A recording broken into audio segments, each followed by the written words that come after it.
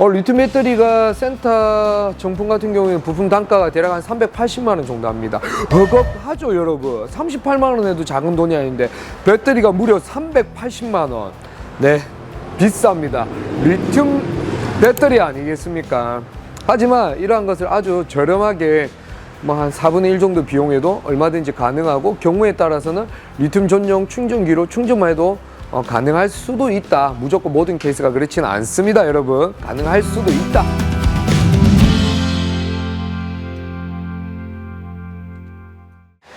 반갑습니다. 하우르모터스 송동영입니다.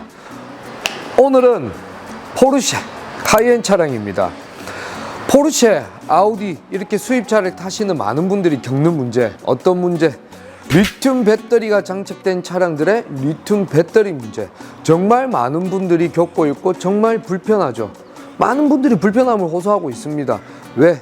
리튬 배터리 같은 경우에 방전이 되면 단지 방전이 됨으로 인한 그 하나만으로 고가의 몇백만 원짜리 리튬 배터리를 교체해야 되는 상황이 발생을 합니다.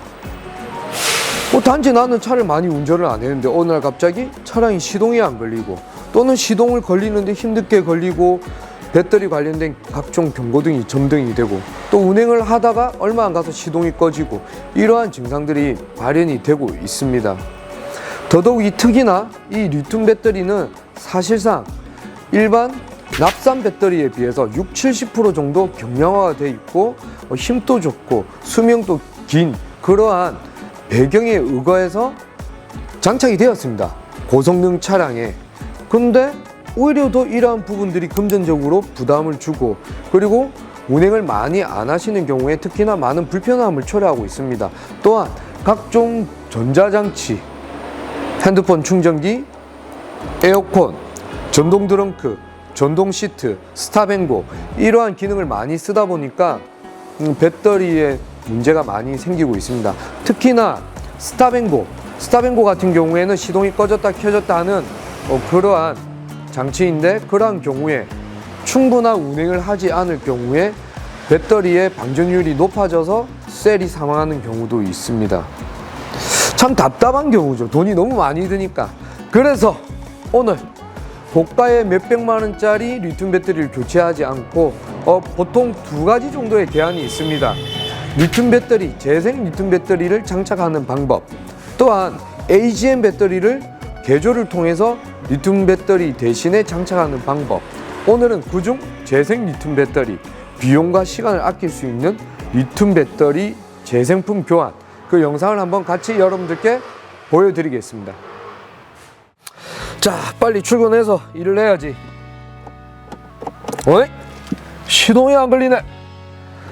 아침에 딱 출근하려고 하는데 빠르게 안 나가면 차 밀리고 늦으면 혼나고, 이러한 상황에서 시동이 안 걸린다. 너무 속상하죠. 자, 그러면 어떻게 해야 될까요 여러분? 저에게 전화를 무조건 하실 게 아니고 일단 보험회사에 전화를 하십시오.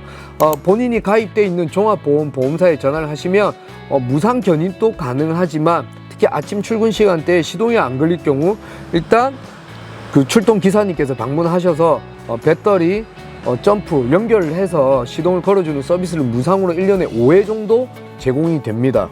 예, 그렇게 하셔서 시동을 거시고 출근을 하시면 되는데, 지금 같은 경우 사실 이 차량도 지금 아예 시동이 먹지를 않습니다. 이 차량은 실질적으로 약 한 2개월 전에 배터리가 이제 또 문제가 생겨서 비싼 고비용을 주고 배터리를 한번 1회 정도 교체를 하셨습니다. 근데 이 차량이 데일리카가 아니고 이 차를 늘 타고 다니시지 않고 또 따로 출퇴근용 차량이 따로 있다고 하십니다. 그러다 보니까 많이 사용을 안 하다 보니까 이 배터리가 또 방전이 되면서 문제가 생긴 거예요. 보통 배터리 수명은 5년 정도 되고 그래도 한 5, 6만 킬로 정도 뛰지 않습니까? 라고 여러분 생각하실 거예요. 근데 이 리튬 배터리는 조금 틀립니다. 실질적으로 이 리튬 배터리는 상당히 몇백만 원 하는 고가이고, 사실 초기에는 비용이 더 높았습니다. 하지만 이제 요즘 고성능 차량에 한참 많이 달리다 보니까 금액대가 좀 많이 줄어들었죠. 이제 특징은 일단 힘이 좋다. 힘이 좋고, 그리고 BMS 배터리 매니지먼트 시스템이란 이런 시스템을 통해서 이제 미세한 컨트롤이 가능하다. 옛날에 아우디나 이런 거 보면 BCM이라고 또 있었죠. 근데 요즘은 BMS, 배터리 매니지먼트 시스템을 통해서 미상 컨트롤이 가능합니다. 그리고 이 배터리는 기존 배터리에 비해서 가볍습니다. 60에서 한 70% 정도 경량화가 되어 있습니다. 그러다 보니까 또 요즘 차들이 원하는 거 일단 가벼워야 되고 날렵해야 되고 힘이 좋아야 되고 이제 그런 것들이 굉장히 부합합니다. 단 비용이 조금 아직까지도 그래도 비싸죠. 비싸도 그래도 뭐 최고의 성능을 위해서는 이렇게 적용을 하고 있습니다. 근데 이 녀석이 아주 치명적인 단점, 방전이 되어버리면 그 안에 여러 개의 극판 셀로 나눠져 있는데 이 셀들이 손상을 입는 경우가 있습니다. 단지 충격이 가거나 한 것도 아니고 방전이 되었다는 이유만으로. 방전이 되어버리면 몇백만 원이야. 근데 방전이 되었다라고 해서 무조건 또 교체할 건 아닙니다, 여러분. 방전이 되었을 때 우선적으로 제가 한번 보여드리겠습니다. 할 수 있는 방법이 이 리튬 배터리 같은 경우에는 일반 배터리 충전기로는 조금 충전이 어렵습니다. 사실상 이제 여기 보면 이 제품명은 뭐 가리도록 하겠습니다. 그냥 뭐 저희가 쓰는 거라서 이렇게 리튬 모드로 이렇게 충전이 되는 이런 전용 충전기들이 있습니다. 물론 일반 배터리를 사용해서 제가 테스트도 해보긴 했는데 한 번도 성공한 적이 없습니다. 여기 보면 이렇게 리튬 모드로 들어가서 충전할 경우에 단지 조금 방전이 된 경우에 다시 살아나는 경우도 있다. 무조건 교체를 할 필요는 없다. 그렇다라고 하면 이렇게 셀들이 방전으로 인해서 파손이 그러니까 죽었을 때 통째로 몇백만 원 주고 바꿔야 되냐? 너무 아깝잖아요. 언제든지 난 방전을 시킬 수가 있는데 리튬 배터리는 그래서 보통 리튬 배터리를 재생을 한다라고 하면 신품가가 몇백만 원 너무 비싸다 보니까 여러 개의 셀들 중에 배터리 이제 컨트롤 모듈에 들어가서 확인을 합니다. 현재 상태가 어떻는지 확인을 하고 배터리를 탈착해서 셀 테스트를 해서 셀이 동시에 죽는 경우는 굉장히 드뭅니다. 고장이 난 셀을 이제 교체를 하거나 또는 중고로 바꿔서 이제 셀 동기화를 시켜서 프로그래밍을 하고 재사용을 할 수 있도록 그렇게 하는 것 과정 자체가 재생 리튬 배터리 교환 이렇게 보시면 될 것 같습니다. 뭐 그러한 과정을 통해서 이제 리튬 배터리는 재생이 된다.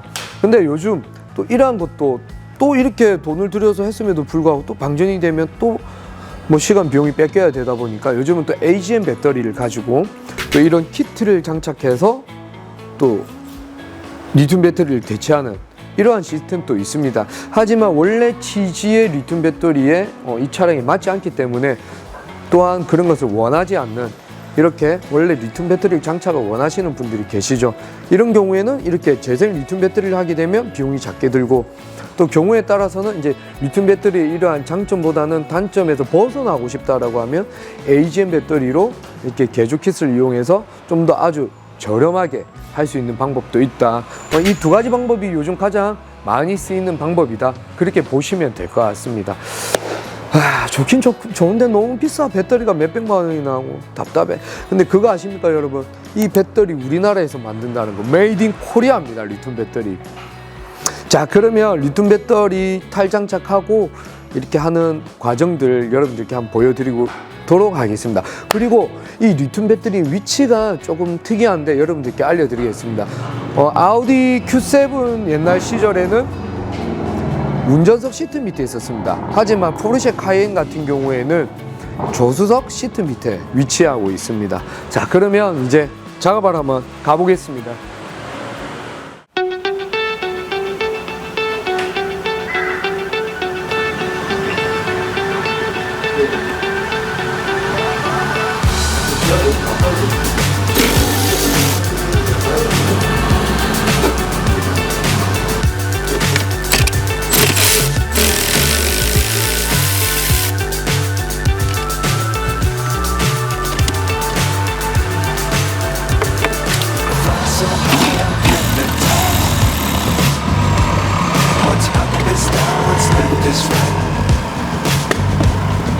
Chasing stars and holding you. I can't see the end, but I see it through.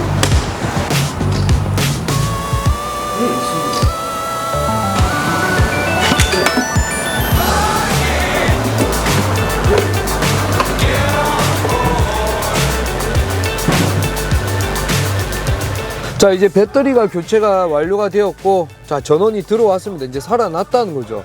자, 시동을 한번 걸어 보겠습니다. 오, 좋아. 안전운전하세요. 시동은 이제 잘 걸립니다. 시동은 잘 걸리지만 이제 각종 경고등이 점등이 되어 있는 걸 볼 수가 있습니다. 뭐 타이어도 이렇게 인식이 안 되고, 그리고 파킹 브레이크도 지금 아직 비활성화되어 있고, 차도 조금 떨리는 것 같습니다.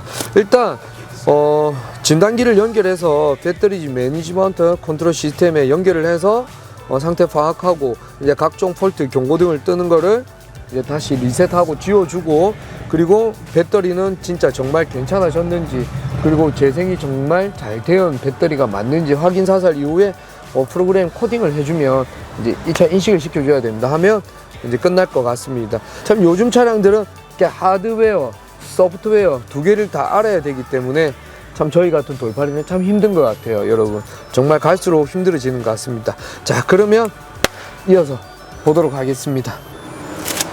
자, 이렇게 빨갛게 문제가 비정상적이라고 인식되었던 모듈들이 이제 녹색 정상으로 이렇게 바뀌는 모습들을 볼 수가 있습니다.